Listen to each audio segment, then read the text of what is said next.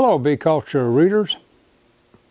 I think that this video piece I'm doing is in support of the March 2019 edition of Bee Culture. Sometimes you're a month, sometimes you're 2 months behind me. As it were, you know my future. Right now, you know 8 weeks or so of my life that I don't yet know. Isn't that weird? What I'd like to do in these pieces is to discuss why this article, what I was really trying to write, and can I say it any better in video format. I don't know.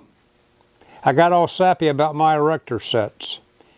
Honestly, my granddaughter and I had just played with this thing during the New Year's holiday that just passed for me a few weeks ago.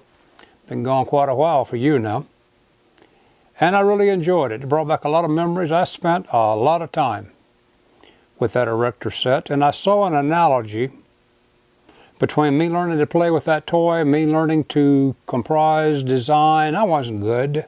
I don't have a special gift then or now with erector sets or with bees, particularly standing out above everyone else. No, that's not me. But as I learned to use that erector set, I learned what parts would do it. I learned how to put things together and take things apart. And I learned how to use parts and pieces that were not of erector sets, and how much like beekeeping that is to me, where I learned about swarming, swarm control, if you could, introducing queens, what not to do, shaking a package and installing it, learning to bee diseases, this is this and that's not this disease. It goes on and on, doesn't it? It just goes on. And I learned piecemeal those particular topics, and they went into my erector set box of life. So when I came up with yet another article about my neighbors, nice people, if I don't lower my voice, he can probably hear me if he's out in the snow right now, because I've written several articles about a particular colony. I don't know in my years how many colonies I've been exposed to.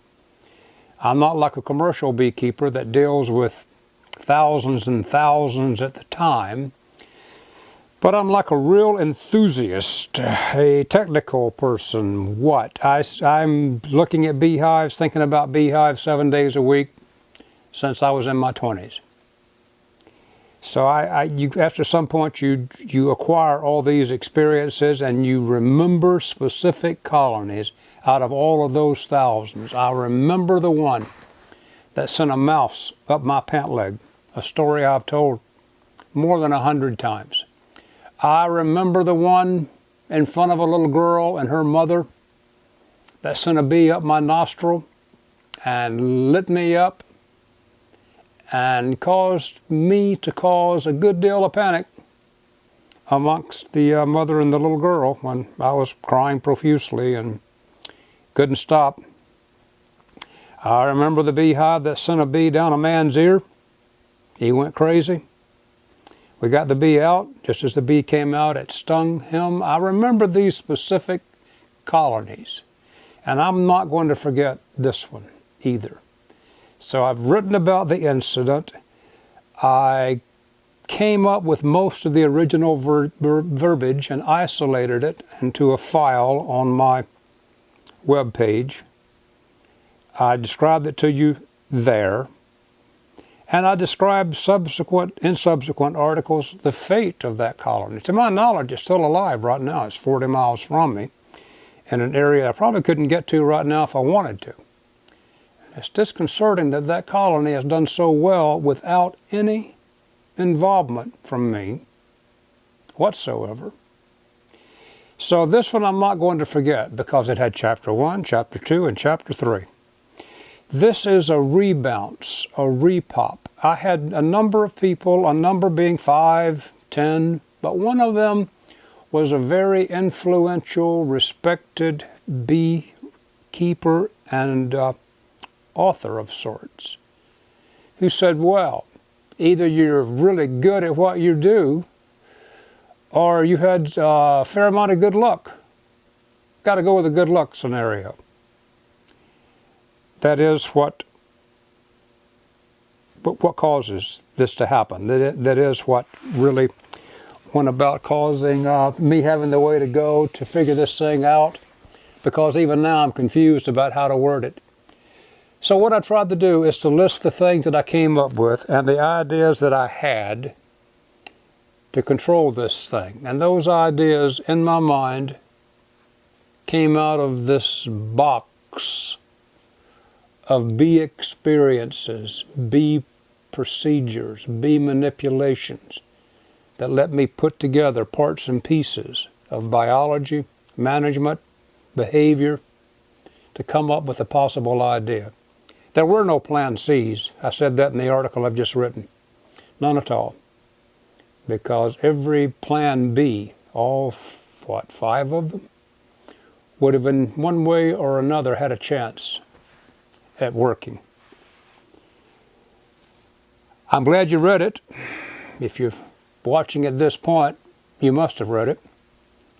I appreciate you doing that more than you realize. If people didn't read the articles all right, I don't think Editor Kim would keep me on board. So I've done it for a long time, but that doesn't mean you'll do forever. So thank you for reading what I write. And thank you for watching this. Might I ask, if you're so inclined, to send me an email message and just say, I watched it, keep doing it, I watched it, do these things differently. I watched it. I wish I had not watched it. Don't ever do this again. It takes me about an hour and a half to set these up and then to do all the QR codes and the URL modifications and all that. I don't mind doing it. I'd just like to know, is anybody out there? Is anybody out there looking at this? So my effort this month was to explain some of the complex interactions that go together to come up with an idea on what should be done with a colony that was stinging my neighbors, embarrassing me, threatening my professionalism and my ability as a bee wrangler. It was more than it looked like, maybe in my writing. This was an issue I had to get under control one way or the other, or become involved with city ordinances, and on a worst case scenario, some health issues, maybe some lawyers involved. I didn't want any of that to happen. I have a good life here, good neighbors. Everything's going well. I'm doing all I can to keep it that way. I'm rambling. Hey, thanks for watching. And I hope to see you again next month when I run this again. Some different topic. At this point, I have no idea what it'll be. I wish you all the best. Thank you.